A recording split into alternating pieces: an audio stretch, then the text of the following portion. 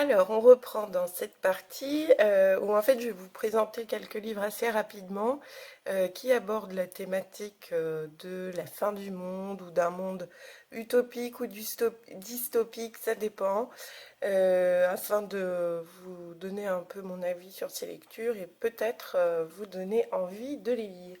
Alors, le premier que j'ai ici, c'est édition originale 99 francs de Frédéric Becbédé. Alors maintenant, je crois que c'est 14,99 €, quelque chose comme ça. Donc là, en fait, il nous raconte la vie d'un publicitaire qui se prend un peu pour le maître du monde et qui finalement dénonce le mercantilisme universel, nous dit l'éditeur. Donc moi, je vous lis une petite citation. Il fait dire à son personnage: pour réduire l'humanité en esclavage, la publicité a choisi le profil bas, la souplesse, la persuasion. Nous vivons dans le premier système de domination de l'homme par l'homme, contre lequel même la liberté est impuissante. Au contraire, il mise tout sur la liberté, c'est là sa plus grande trouvaille. Donc voilà, je vous laisse lire ce livre si vous ne l'avez pas déjà lu, mais j'ai trouvé que c'était assez intéressant sur le thème.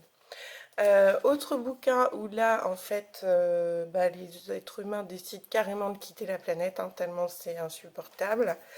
Euh, Bernard Werber, Le papillon des étoiles.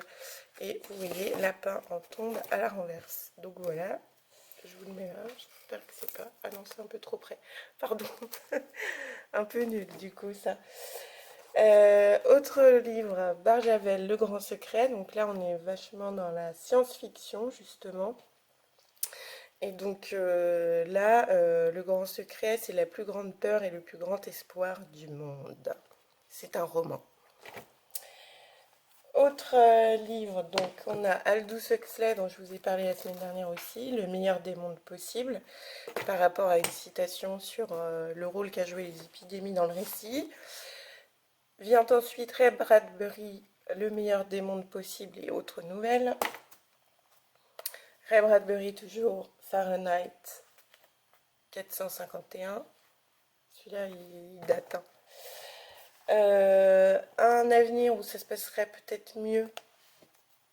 Thomas More, L'Utopie. Donc voilà.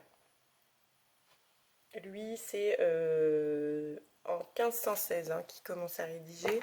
Donc on n'est pas très loin de Nostradamus. L'auteur qui a changé la face du monde et failli rendre des gens complètement fous, faut le dire, Dan Brown.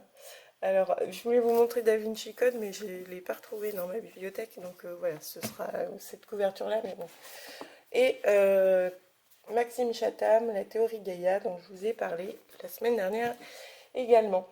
Maintenant, dans la semaine, je vous ai aussi parlé dans la complothèque des 10 plus grands méchants qui allaient mettre le monde à feu et à sang.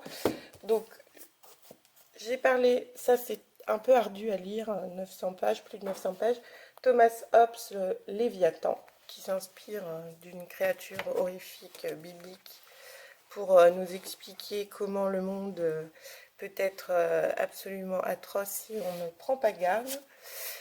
Et sur la complothèque pour les théories antimaçonniques, un roman, Maître Hiram et le roi Salomon, par Lucien Pocket, écrit par Christian Jacques, une manière romancée de comprendre les fondements de la franc-maçonnerie.